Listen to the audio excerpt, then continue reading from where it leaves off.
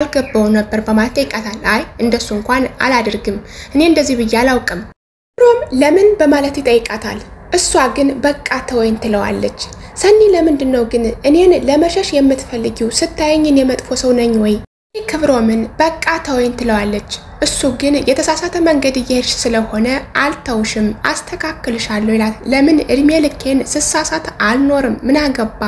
ቀጥሎም ሁሉም ሰው አንድ አይደለም መጥፎም ሰው እንዳለ ጥሩም ሰው አለ ስለዚህ ጓደኞችሽን አትራቂያቸው ይላታል። ከነምሩ ቤት ወደ ራሷ ከሄደች በኋላ ቆይ ሰው ለምንድነው እንደዚህ የሚለኝ ምናልባት እኔና እህቴ ተሳስተን ሊሆን ይችላል እኛ ደግሞ ልባችን ሰተን ልባችን ሰብረውታል እያለች ታወራለች። በመሃል እህቷ ትደውልና ሰላምታ ከተለዋወጡ እህቷም ብቸኛ ሰው ምን ይሆናል ብላ ትመልስላታለች። ስልኩን ከተዘጋ በኋላ ቆይ እህቴ ለምን እኔ ብቸኛ ሆንኩኝ ለምን እኔን ማን ይረዳኛል እያለች ብቻዋን ማውራት ጀምራለች። ኪራ ቀርቶባት አይኑን በሩን ታያለች። ኪራም ወደ ቦታው ያመራና ቆየህ የት ነበር በማለት ጠይቀዋለች። ዛሬ የሆነች ልጅ አግኝቼ እንዴት ደስ እንደምትል ሳጫውታት ቆይቼ መጣው ደሞ አንቺን ነው የምትመስለው እያለ ይነግራታል። እሷ ደግሞ ሌላ መስሏት አታኩርፊ ልጅ ነው ያልኩሽ እያለ ይመልስላታል። እናትም ልጆች እኮ ያሳሳሉ ደስ ይላሉ እያለች ትነግረዋለች። አትወልጅልኝም ይላል ማለት እኔ ራሴ ልጅ ነኝ ያለናሆም ወልድልሃለሁ እንደውም ማንታ መንተውን ነው እያለች ትመልስለታለች። ኪራ አሁን ካልወለድን ብሎ ጭቅጭቅ ጀምሯል። ኪራ የሚፈልገው ሴት ነው ጽናት የምትፈልገው ደግሞ ወንድ ነው። የምፈልገው ሴት ነው እኔ የምፈልገው ወንድ ነው በማለት አልተስማሙምና በመሃል ጭቅጭቅ ተፈጠረ። ሮምና ሰኒ መንገድ ላይ ወክ ያደረጉ ስለነበረ ነገሮቹን አታከብጃቸው ከከበዱ ይከብዳሉ ካቀለልሻቸው ደግሞ ይቀላሉ። ቀጥሎም እባክሽን እኔ ጓደኛሽ እንድሆን ፍቃጅልኝ በማለት ይጠይቃታል። እኔም ላስብበት በማለት ትመልስለታለች። ቀጥሎም ክብሮም የፍቅር ጥያቄ እኮ አልጠየቅኩሽም ጓደኛዬ ሁኚ ነው ያልኩሽ በማለት ይመልስላታል። ኪራ ልጅ ኪራ ስም አውጥቶላታል ህያብ ይላታል። ኪራ ለልጁ ስም አውጥቶላታል። ስሙም ህያብ የሚል ስም ነበር። የህያብ እናት እንዴት ነሽ በማለት ጽናትን ሰላምታ ይጠይቃታል። ጽናትም ህያብ ደግሞ ማን ነሽ በማለት ትመልስላታለች። የምትወልጃት ልጅ ስሟ ህያብ ነው እንዴት አባቷ እኮ እንደምታምር አንቺ አላየሻትም ይላታል። እሷ ደግሞ ሳንጋባማ መውለድ የለብንም አባዬስ እንዴት አደርገዋለሁ ይከፋዋል። ናሆም እናት በስልክም ልጅ ውለዱ ማለት ጀምራለች። እባክሽ እናቴ ሁለተኛ እንደሱ ስትይ እንዳልሰማሽ ለሷም የሆነ ነገር እንዳትነግራት እኛ በህይወታችን ደስተኛ ነን እያለ ይመልስላታል። ሆነ ነገር ብትያት ካንቺ ቤት ድርሽ አልልም በማለት እናቱን ያስጠነቅቃታል። ይሄንን ሁሉ ሲያወራ ከጀርባ ሆና ሁሉንም ነገር ሰምታለች። እናትክን ነው እንደዚህ አይነት ነገር የምትመልስላት በላሁኑኑ ደውለህ ይቅርታ ጠይቅ ምንም ነገር ብትናገር እናት ናት ጮህ ብለህ ልታወራት አይገባም አሁኑኑ ይቅርታ ጠይቃት በማለት ናሆምን ታስጠነቅቀዋል። እኔ ወደነ ጽናት ቤት ካመራሽ በኋላ ለምን እንደጠፋሽ ጽናት ጠይቃታለች። ከስራ ወደ ቤት ነው ከዛ በኋላ ሚደክመኛል እተኛለሁ ካላርም አልፎ ሰው ደውሎልኝ ነው የምነሳው በማለት ለጽናት ትናገራለች። ጽናት ያለችው ነገር ግራ ስለገባት ማን ነው የሚደውልልሽ እንዴት ጠበሽ እንዴ ያለች ትጠይቃታለች። እሷ ግን አረ ዝም ብሎ ሰው ነው በማለት አደብ አብሳ ለማለፍ ሞክራለች። ኒራበይ ስላለች ክብሮም ለሰኒ ምግብ ሊሰራ ነው። ሰኒ የፈለገችው ድርቆሽ ፍርፍር ስለሆነ ድርቆሽ ፍርፍር ደግሞ የትም አይገኝም እያለ ይመልስ። ናሆምን ሊያሰረው የቀጠረው ሰውዬ ነው። እኛ ቃላችን አናጥፍም እቃም ተወዷል እባክህን አንተ ሰውዬ ወደ ኋላ አትመልሰን በማለት ይመልስለታል። ካቶ ዘላለም ጋር በሚያወራበት ሰዓት ምሩ ከበጣገቡ ነበረች። ሁሉንም ነገር አዳምጣለች።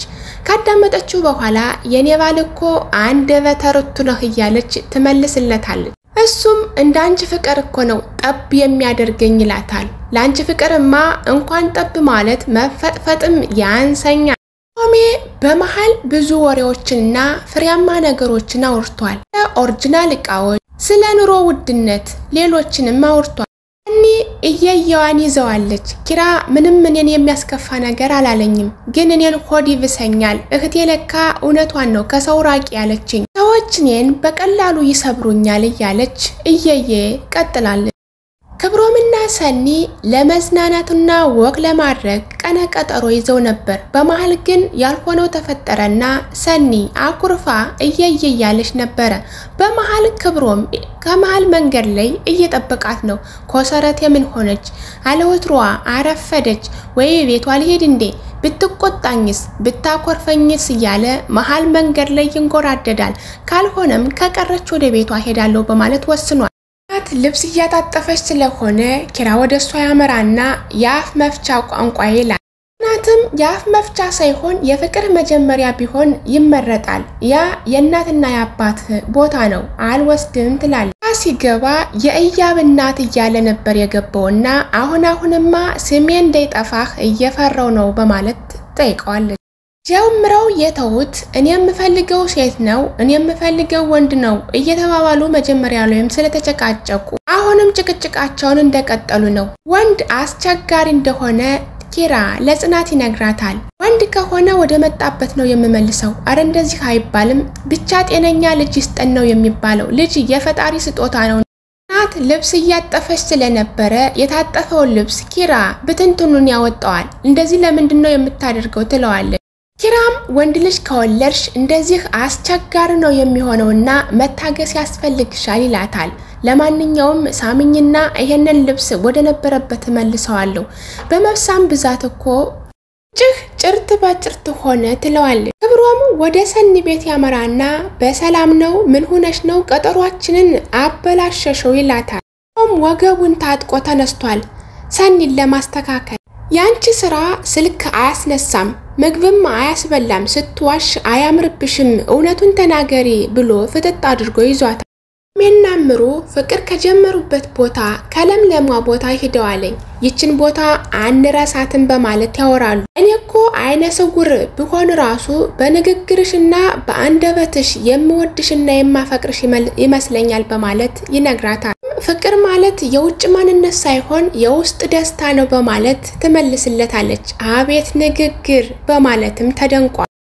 ሰኒን ለምን አለቀሽ? ምን ሆነሽ ነው እያለ ፍጥጥ አድርጎ ይዟታል። ፊልም እያየው ነበርና ፊልሙ አስለቃሽ ስለሆነ አለቀስኩ። ክብሮም መልሷ ስላላስደሰተው አንቺ ልጅ አስተካክይ፣ መስመርሽን መስመር ያለብሽ አንቺ ነሽ፣ ሰው እንደፈለገ ሊያደርግሽ አይገባም፣ አቋም ይኑርሽም ይላታል። እናትና ኪራ ስለ ሰርጋቸው ያስባሉ።